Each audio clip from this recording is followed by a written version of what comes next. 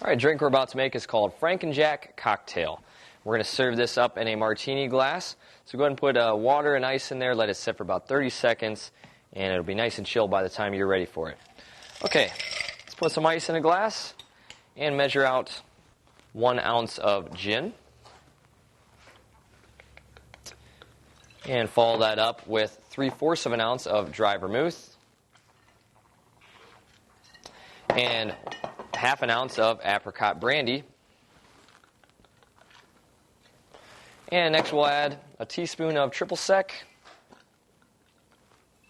And we're going to go ahead and shake that, or actually stir it up. So go ahead and put your strainer top on there.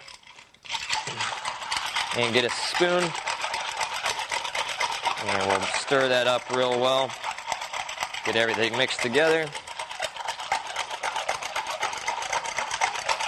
All right. That should do it. Get your martini glass. And put your strainer on there.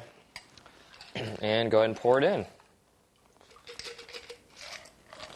Last thing we're going to do is throw in a cherry. And there you have it, a Frankenjack cocktail. Bottoms up.